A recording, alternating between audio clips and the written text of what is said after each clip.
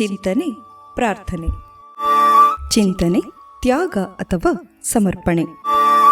ನ ಕರ್ಮಣ ನ ಪ್ರಜಯಾ ಧನೇನ ತ್ಯಾಗೇನೈಕೆ ಅಮೃತತ್ವಮಾನಶು ಅಂತ ಒಂದು ಶ್ಲೋಕ ಇದೆ. ಅದರರ್ಥ, ಕರ್ಮದಿಂದಾಗಲಿ ಪುತ್ರರಿಂದಾಗಲಿ ಮಾನವನು ಮುಕ್ತಿಯನ್ನು ಪಡೆಯಲಾರ. ತ್ಯಾಗದಿಂದಲೇ ಮುಕ್ತಿಯು ದೊರಕುತ್ತದೆ. ಆತ್ಮಜ್ಞಾನವೇ ನಿಜವಾದ ತ್ಯಾಗ. ತ್ಯಾಗದಿಂದಲೇ ಮುಕ್ತಿಯು. ದೇವರ ಮನೆಯಲ್ಲಿ ಒಂದು ಸುಮಧುರ ಗಂಧದ ಕಡ್ಡಿ ಹಚ್ಚಿದ್ದೇವೆ. ಇದರ ಪರಿಣಾಮವಾಗಿ ಮನೆಯೆಲ್ಲ ಸುವಾಸನ ಭರಿತವಾಗಿದೆ. ಆದರೆ ಆ ಗಂಧದ ಕಡ್ಡಿ ಉರಿದ ನಂತರ ಅಲ್ಲಿ ಕಾಣುವುದು ಒಂದು ಚಿಟಿಕೆ ಬೂದಿ ಮಾತ್ರ. ಮನೆಯಲ್ಲಿ ವಿದ್ಯುತ್ ಸಂಪರ್ಕ ಇಲ್ಲ ಎಂದುಕೊಳ್ಳೋಣ. ಆಗ ನಮಗೆ ಎಣ್ಣೆಯ ದೀಪ ಅಥವಾ ಮೇಣದ ಬತ್ತಿ ಸಹಕಾರಿಯಾಗುತ್ತದೆ. ಎಣ್ಣೆಯ ದೀಪ ಅಥವಾ ಮೇಣದ ಬತ್ತಿ ಈ ಎರಡೂ ನಮಗೆ ಬೆಳಕನ್ನು ನೀಡಿ ತಾವು ನಂದಿ ಹೋಗುತ್ತವೆ. ದೇವರ ಮನೆಯಲ್ಲಿ ಶ್ರೀಗಂಧದಿಂದ ಭಗವಂತನನ್ನು ಆರಾಧಿಸುತ್ತೇವೆ. ಶ್ರೀಗಂಧ ತಾನು ತೀದು ನಮಗೆ ಸುಗಂಧವನ್ನು ನೀಡುತ್ತದೆ. ಜನನ ಮರಣಗಳಿಂದ ಮುಕ್ತನಾಗುವುದೇ ಅಮೃತತ್ವ. ತ್ಯಾಗವಿಲ್ಲದೆ ಅಮೃತತ್ವ ಸಿಗಲಾರದು. ತ್ಯಾಗವೆಂದರೆ ತನ್ನನ್ನು ತಾನು ಸಂಪೂರ್ಣವಾಗಿ ಭಗವಂತನಿಗೆ ಅರ್ಪಿಸಲ್ಪಡುವುದು. ಭಗವಂತ ಬಿಟ್ಟರೆ ಬೇರಾರೂ ಇಲ್ಲ. ತ್ಯಾಗ ಎಂದರೆ ಸಿರಿ ಸಂಪತ್ತಿನ ಬಗ್ಗೆ ಅನಾಸಕ್ತಿ ಮೂಡಿಸಿಕೊಳ್ಳುವುದು, ಯಾವುದನ್ನೂ ಅಪೇಕ್ಷಿಸದಿರುವುದು. ಬದುಕಿನಲ್ಲಿ ಏನೆಲ್ಲವನ್ನೂ ನಾವು ಸಾಧಿಸಬಹುದು. ಆದರೆ ತ್ಯಾಗದ ಮಹತ್ವ ಅರಿತು ಬಾಳುವುದು ಕಷ್ಟವೂ ಕಠಿಣವೂ ಹೌದು. ತ್ಯಾಗ ಎಂದರೆ ನನ್ನಲ್ಲಿರುವುದನ್ನು ಅನ್ಯರಿಗೆ ನೀಡುವುದು. ಯಾವುದೇ ಪ್ರತಿಫಲಾಪೇಕ್ಷೆ ಇಲ್ಲದೆ ನೀಡುವುದು ಪ್ರಮುಖವು. ಸಾಮಾನ್ಯವಾಗಿ ನಾವು ಏನಾದರೋ ವಸ್ತು ವಿಷಯವನ್ನು ಹಂಚಿಕೊಳ್ಳುವಾಗ ಯಾವುದಾದರೋ ಒಂದು ಪ್ರತಿಫಲಾಪೇಕ್ಷೆಯನ್ನಿಟ್ಟು ಮಾಡಿರುತ್ತೇವೆ. ಅದು ಕೀರ್ತಿಯಾಗಿರಬಹುದು, ಪುಣ್ಯವಾಗಿರಬಹುದು. ಇದು ನಿಜವಾದ ತ್ಯಾಗವಲ್ಲ.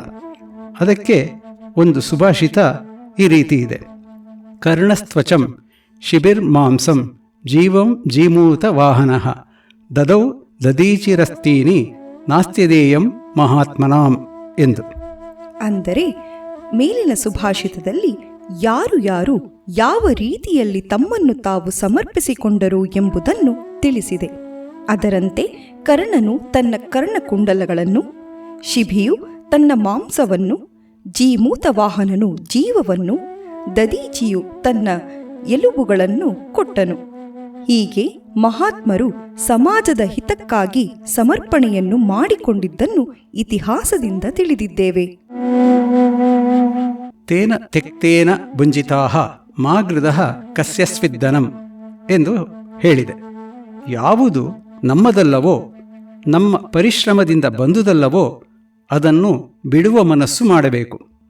ಅಲ್ಪ ಸ್ವಲ್ಪವಾದರೂ ತ್ಯಾಗ ಮಾಡುವ ಮನಸ್ಸನ್ನು ಸಿದ್ಧಪಡಿಸಿಕೊಳ್ಳಬೇಕು.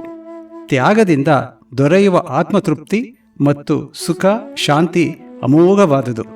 ಇದರೊಂದಿಗೆ ಐಶ್ವರ್ಯ, ಗೌರವ, ಖ್ಯಾತಿ, ಭೋಗ ಮತ್ತು ಅಧಿಕಾರದಿಂದ ದೊರೆಯುವ ಸುಖವು ಏನೂ ಅಲ್ಲ.